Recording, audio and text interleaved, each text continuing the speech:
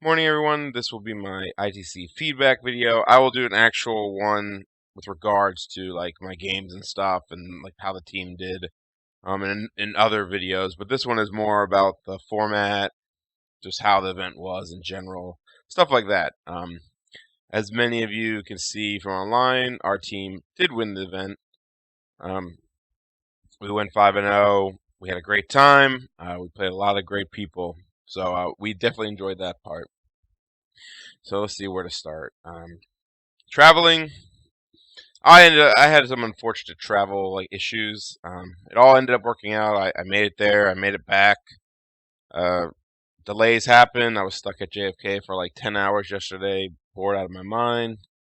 But I got home at 3:30 this morning and got enough sleeping, and now I'm back awake, uh, ready to make a video for you guys. So let's talk about the event itself. Let's see. The venue was great. Had a nice bar. They came around and asked you if you wanted food. The tables were nice and pretty spread out for a tournament of this size.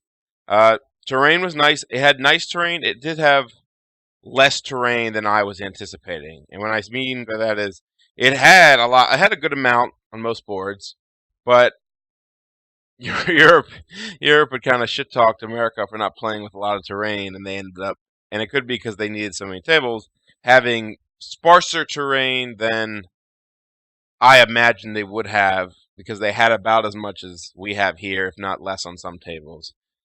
Overall, there's only a couple tables that I thought were just really poorly laid out. There's like one table with like a giant weird, like two giant buildings and walls that didn't seem to be good for the game. But other than that, it was great. Like that negative is very, very small. Like it was of not, how many tables we have? Like 8 rows, 40, like 40 tables. Having one that I was having like maybe three max that I was like, I don't know if I like how it's set up. That's great because I've experienced bad tables everywhere. But overall, a little less terrain than I thought there'd be, but still a good amount. I just thought that the way they spoke, the whole board would be covered and everything. So that was great. We loved that. The people, super nice. As weird as it is, everyone was like really nice. Like I had like 5 great games. Like I enjoyed the people I played, even in the game I lost. Spoiler: I did lose a game. I don't know. I just really enjoyed the Malifaux in general, and I enjoy it at home as well. But I don't know. You just never sure because I played at ETC for 5 years, and while I met some great people there, sometimes you get games that are just the players just not fun, or they're yeah. I just had 5 really great games. Um, so the people were good. Let's see the matchup system. I know I'm going through this pretty fast, but Mike can only listen to me talk about this for so long. I'm sure he'll want to listen to my feedback. The matchup system definitely talked about a lot. It was too. It was too. Like what it came down to is you would see the 5 tables, you would pick who you want on every table, and then you would just pair. Like you could blindly pair. You could have just put down everybody you wanted on which table and then flipped it because that's all the pairing process was. Like you didn't really pivot on a matchup. So when we were going into each round, we would say, all right, Alex is going to play table 3, Larry table 2, blah, blah, blah. And we never changed from that. Now, there is opportunity to, if you really wanted, like you could change in the middle and be like, oh shit, I didn't think they'd put up this master. Maybe we should change how we want to pair, something like that. But that didn't occur. Some of that is due to hidden masters. Some of that is due to having to choose your master.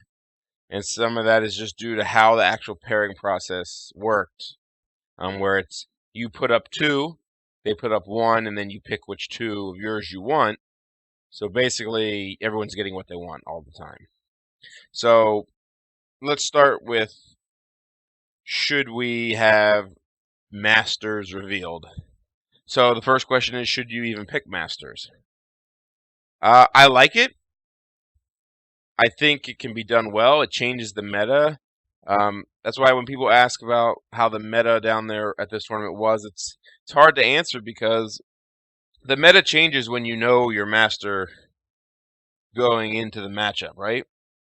And even though people did play things like Ramos and others and do well, I think it still hurts if you're not like in a very amazing scenario for yourself because he's going to have spiders and you can take some anti-spider stuff while going into Arcanist. Usually you have to worry about, what if he plays all Beast Marcus? What if he plays Ramos? What if he plays Colette or Raspy? But knowing ahead of time, you can kind of tech to which one, if they're playing Raspy, I can put in Maris to avoid blasts. Well, maybe if they play Ramos, I'm not as worried about it, so I can sub her for like a lightning bug. Stuff like that. This did lead to a lot of, not stagnant, but, if you look at the top team, so when I look at like master data, and I know I made a post about like Summer and stuff, like I played all Summer. The fourth place team, the other USA team, he played all Summer. The Russian guy was all Zip. I think the Swedish guy played all Zip. I'm not sure. It's just what I heard. And several other teams we had a lot of Zip players, or a lot of Zip players, and then some Wong. But there's some Mahtucket players there, but I didn't see them. So it's hard to. I don't really count the people who like. If you came in last and you played all Ironsides and Mahtuckets, well, that's not really. I don't think that's a good sample of the meta. That's just guys who love playing, want to play those masters and having fun. But if there's a statistic that half the Arcanists took Ironsides, but every Ironside player was in the bottom 5 teams, well, that's not, you know what I mean? So I'd like to see what people played, but if you look at Arcanist was like Sandeep, like hands down, like everyone played. Well, actually, you know what? That's a lie, because the top team we played all Sandeep. I bet you the Swedish team played all Sandeep. I'm not 100%. The Polish team played all Karis, and our B team, the fourth place team, played all Raspy. Now that was due to like he's just the Raspy player. But a lot of the good Arcanists at this event, like Sandeep, was very well like represented, and there were players that didn't fit that mold. But I would say it was the best idea too. Like, to be fair, like going all Sandeep was probably a really good call. I know James Doxey, who I played I think Sandeep every round, and I know he did very well. But a lot of that's just because he can pivot on a lot of things. He's good at a lot of things, and he's not as easy, in my opinion, to tech against compared to some of the other Arcs masters. Same goes for like Guild. Like I saw a Lucius, but other than that, Nelly. Like I didn't even hear about a game that wasn't against Nelly. Right? So other than the Lucius we played, every time I heard about Guild, it was Nelly. Like if they played Guild, they played mainly. It was a pretty good game. A lot of Nelly players. If you had a Guild player on a top team, she seemed to play Nelly. Outcast, a lot of Hamlin. There's some Vix. There's a lot of Levy too. I think they were a little more varied. I mean, there was some variety there, but there was also a lot of just not. And a lot of it had to do with showing your master. I mean, that's pretty much it. But at the same time, I think even if you just put up factions, it'd be very similar. I would just still pick Somer just after the fact. But keep in mind also that because of the way this pairing was, where there's 5 tables, right? And so if there's one stake a claim table, we could pick our Voidling Terror list that Travis plays and make sure she gets it because she's good at it. So that's why single match is so good. Why wouldn't if Sommer is really good at X, and I can guarantee I get X, even if he's awful at the other 4, I can still take him being the best master, in my opinion, for Gremlins, right? So I think the change to the pairing system that I'll talk about is something that can actually improve that indirectly, right? So I still think picking masters is more fun. I think you should reveal the masters 100%. I think it makes the pairing strategy even higher, right? I know Poland mentioned, I think they should have known we had Hamlin, but there was an interference table that just was amazing for Hamlin. It had like tail him so you can't do it versus him. It had mark for death, and you couldn't do it because he had all like rats and ashes. So there's a lot of like Hamlin could just deny a lot of the schemes, and they knew it was going to be a hard game going in. And it was like their best player that played against our Hamlin guy, and they said after the fact maybe they should have just took their Pandora player, thrown him to the Hamlin, and say, hey, do your best, but we know it's going to be hard, and then taken the potential loss there, and then had their reserves play someone else instead of going down in that game with one of their better guys. But had they known we had Hamlin, like for sure, they could have kind of made that happen. With that in mind, so how I would change pairing system and why I think it helps. So why I think it helps the rest is if the way we pair, like I said, we put up 2, and just if they put up 1, we pick which 2 of ours play, right? So automatically, I said both teams can get whoever they want up there. Right, but let's change it. Let's make it harder, right? Let's ETC style. ETC style is I put up 1. So now I guarantee that I'm going to get this table with the master that I want. But you, as an enemy, have to put up 2 people. And I get to pick which one it is. So all of a sudden, if there's one stake a claim table, right?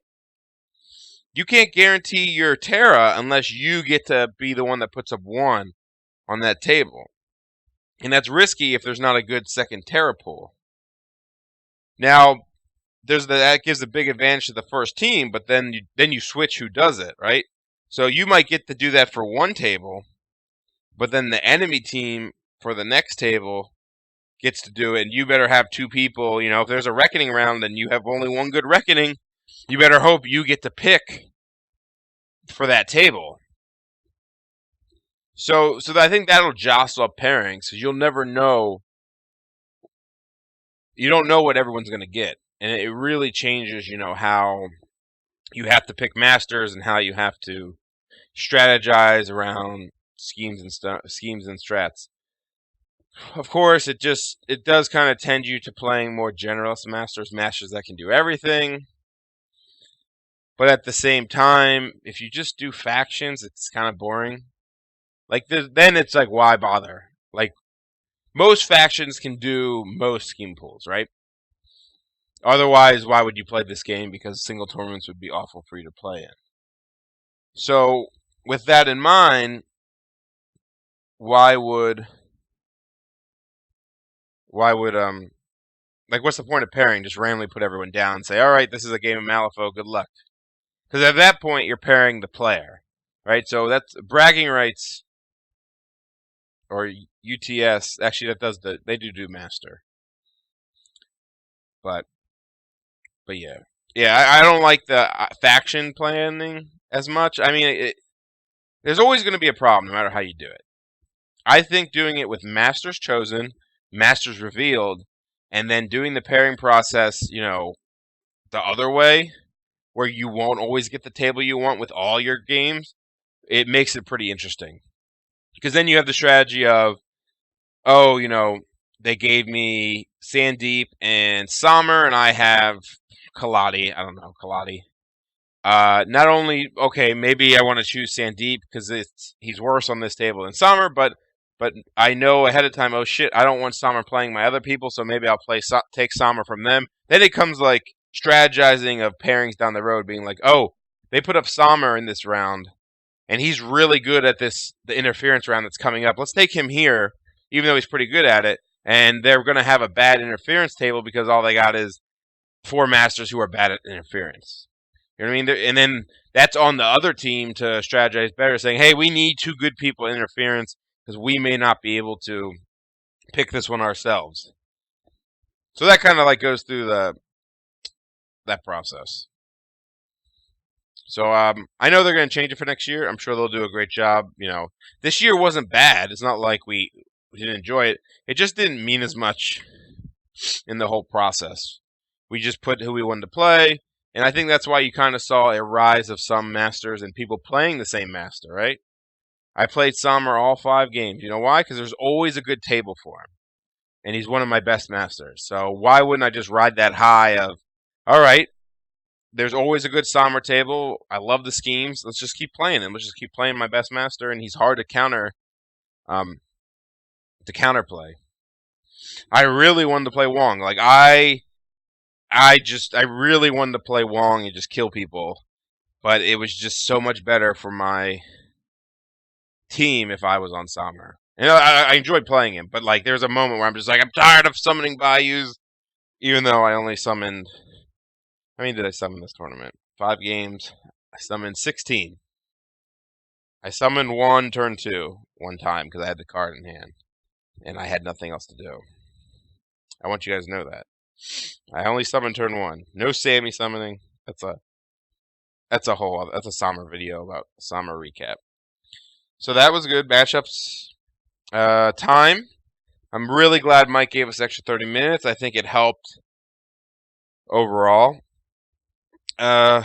Even though sometimes we got game started early because we paired faster. I think if you change the pairing process to be a little more interactive and a little more strategy, you're going to definitely need those 30 minutes. I would go as far to say as to add 15 minutes to the game time for setup.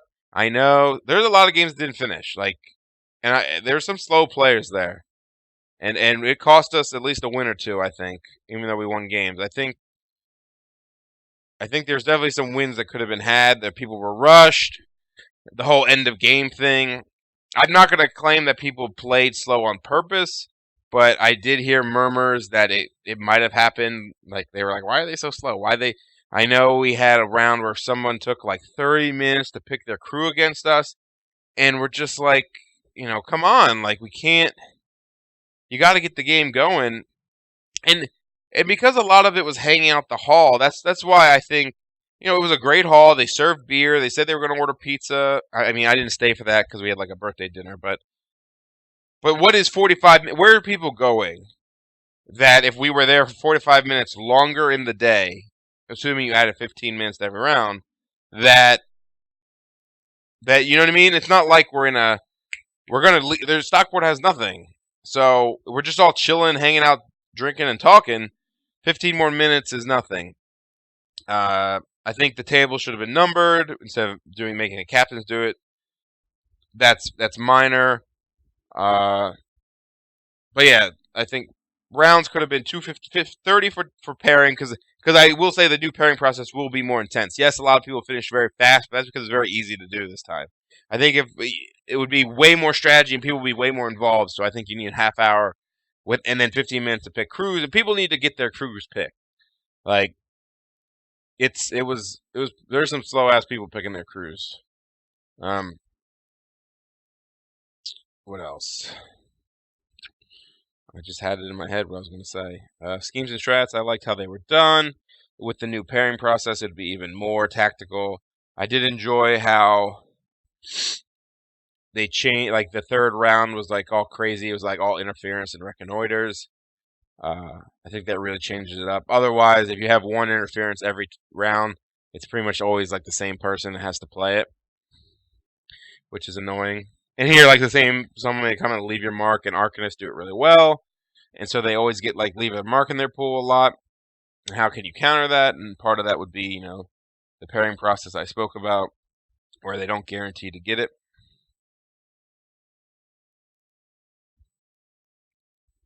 All right, I was going somewhere with this. Damn it. Where was I going? I had like we talked about pairings, we talked about increasing round times. Oh yeah, talking in between teams, right? They were like it was very like harsh about not talking to your teammates.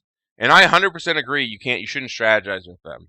But coming up to them and asking them how their game went or is going takes literally like 10 seconds. And no one in a team environment, no one should be like mad about that. And I think it would really help the team part of it. I felt like I couldn't even like look at my buddies. And you know who? The only people who got mad about people going up to other people's games was the judges. Like I never saw somebody like yell at another player, especially on their team or on the other team, yell about asking how it's going, right? But there was always like a judge that like came through and was like, "Go away," and I was like, and not to me, but I've seen it, and I agree. Like, don't go coach them, but it's important in a team aspect to be like, if you're going down 2 wins, it's 2-2. you have to push for the win, right? So it might change how you play the game, but indirectly, right? If your team has 3 wins, you might not push as hard and go for the tie or something. Or the other guy's going to push harder and you could serve. Yeah, don't sit there and like spend 3 minutes discussing how it's going. Just say, hey, like I felt like I had trouble even saying, hey, it's going well. I'm probably going to win or something like that. I just think a little more like inner policing of the own teams. Like it was always the judges who were very like adamant about it, and I think the teams are all like, we're fine, and can self police in its own like sort of way. But I know other people felt that as well. Releasing scores, I don't have much of an opinion on that.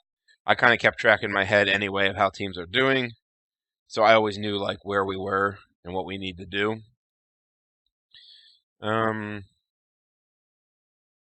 Yeah, I think that's about it as far as like the actual like how the tournament ran and like the time, the matchups, and all that kind of stuff. I'll have videos with more about the meta, like UK meta versus US meta, and my games and how I did and all that kind of stuff. But that kind of was just my format review. Like I said, it was a lot of fun. I think the pairings can be made better, and I don't think they were bad. And I think there's going to be a lot of discussion on how to make them better and more tactical. And, we have a year to figure that out. And I think Mike will do a great job. A very smoothly run tournament. I can't complain about that. Scores were up in time. The rounds were getting done on time. He was a shadow back there because he didn't come up much to the other people, but he got it done, and I appreciate that. All right, thanks.